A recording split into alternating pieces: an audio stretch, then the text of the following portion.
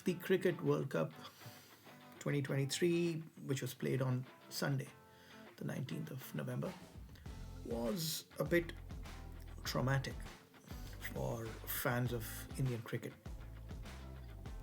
But thankfully, somehow I managed to remain calm, probably because the match was not a thriller.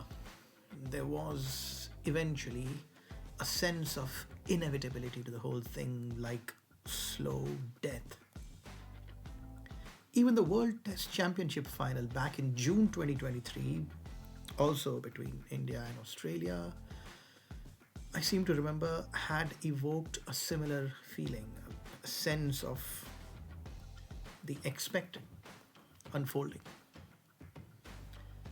There were many what if moments in both that one and the 50 over World Cup final. What if India had done this? What if Australia had done that? In the end, India lost both the finals, right? But there was a common what if moment in both. What if India had played Ravichandran Ashwin? Could it have made a difference? Would it have made any difference? He is the number one spin bowler in Test cricket, of course. In fact, he is the only spinner in the top 15 of the ICC ranking of Test bowlers. The next one is at number 20. Ashwin had played in the World Cup round robin, the 50 over World Cup round robin match against Australia, and he had bowled pretty well. The Australians have two left-handers at the top of the order, and Ashwin is arguably the best spin bowler against left-handers in world cricket. He also evokes a general sense of respect or even fear from the entire Aussie batting lineup. Eventually, Mohammad Siraj did not bowl with the new ball and was unable to make an impact on the outcome of the match. Arguably so, of course. So, in the finals, could playing Ashwin ahead of Siraj have made any difference? We will never know. What if Mohammad Shami had not bowled with the new ball and had come in after 7 or 8 overs like he usually did? It would have meant that Siraj and Jasprit Bumrah to have taken the new ball. Now, a pattern that had clearly worked for 10 consecutive matches in the World Cup. Siraj has had slightly better control with the new ball than Shami managed in the finals, right? In the run-up to the finals, the opposition had usually been 2 down by the 8th or 9th over, usually 1 wicket to Siraj, 1 to Bumrah, and then Shami would come in. The ball would still be relatively new.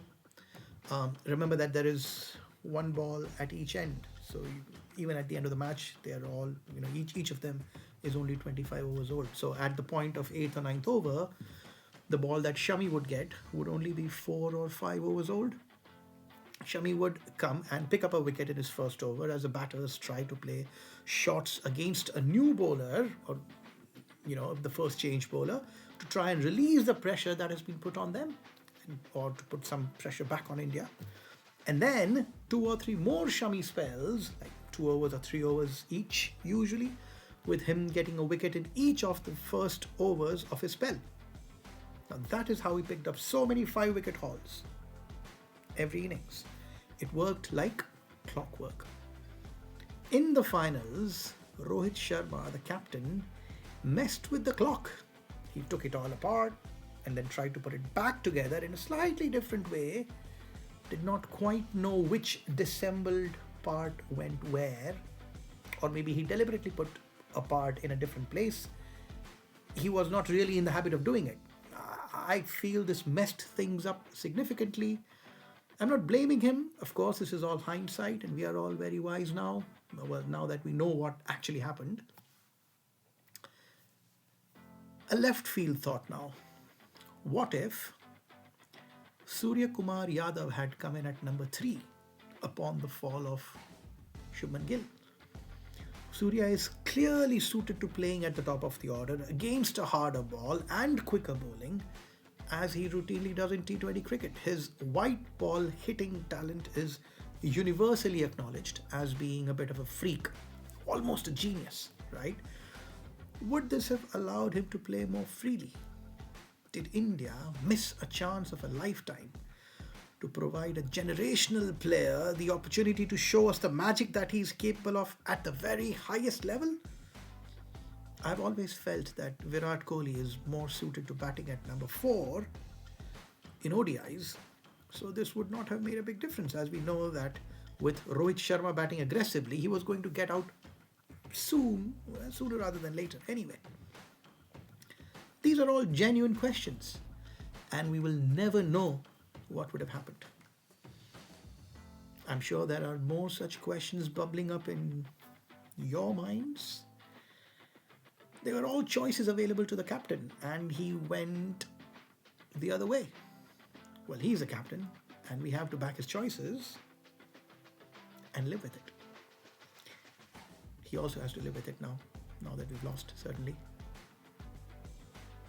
Anyway, it does not take away from the fact that India are the best team in the world right now in 50-over cricket. Even the world champion Australians would agree. You pick any tournament-wide statistical table and chances are that the Indian team or players are topping it. Highest run scorers, highest wicket takers, highest batting average as a team. Highest net, team net run rate. Maximum number of wins, not only in this World Cup, but also in the 2019 World Cup and this World Cup and the 2019 World Cup put together. Nobody has won as many matches as India has. Give India a best of 5 or a best of 7 finals, and even the world champion Australian team would be unlikely to win more than 1 or 2. Anyway, finals are finals. We played, we lost. Well done to the Aussies. We're all very wise in hindsight, aren't we?